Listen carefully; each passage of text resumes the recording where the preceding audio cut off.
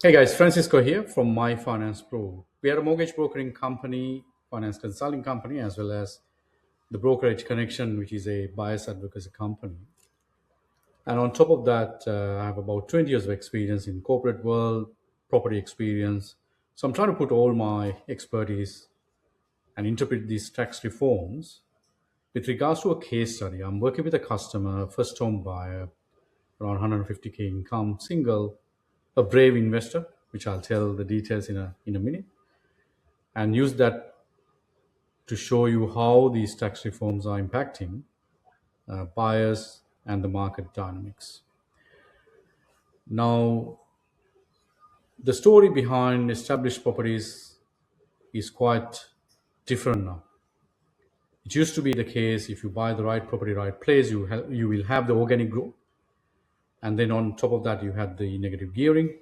Plus, if you go through a subdivision, you can force a further growth to generate a higher return on investment or growth, which is now under the new regime, new uh, reforms have been eliminated. Now, what's the other issue is the borrowing capacity. So if this 150K person goes and buy an established property, the purchase price is sitting around 550K versus if he goes and buy an investment property, a house and land package, new build, the purchase price is sitting at around 750K.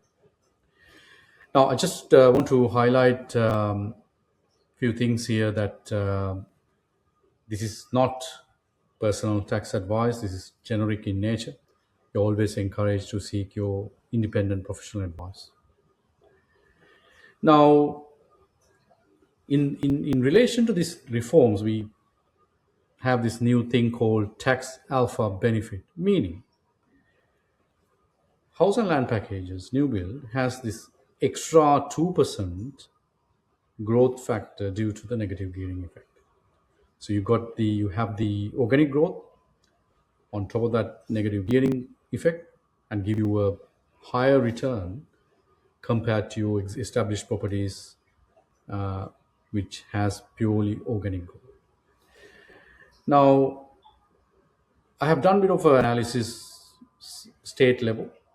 So if you look at Victoria, essentially across the whole country, we believe there'll be a bit of a market softening where established properties will go through a little bit of a downward pressure in terms of price versus new build, the organic growth going to be a little higher.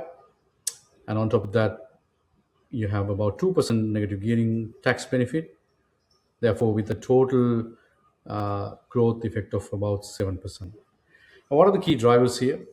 Essentially, the established properties in Victoria plus the state land tax, the money grabbing strategy with state government, there'll be a price drop or softening aspect. Would the market crash? I don't think so. Victoria has quite a good demand factor, really good infrastructure.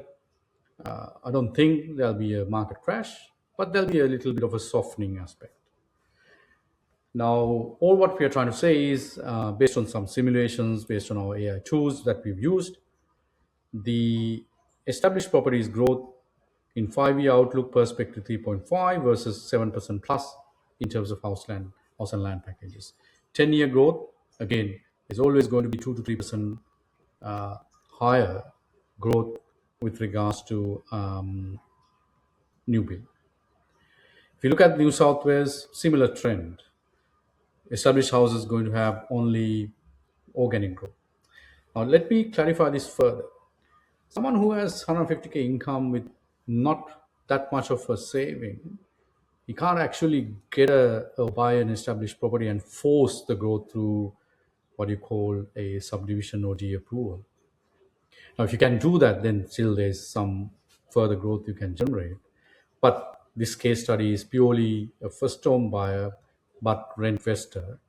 And then we are talking about specific aspects of growth that he can achieve. Now, if you go to South Australia, the same thing. Essentially, organic growth going to go through a bit of a softening aspect. Organic growth for a new build is going to be around 2% high. And on top of that, you have that other 2% of negative gearing effect. Therefore, you got a massive gap between new build versus uh, established properties.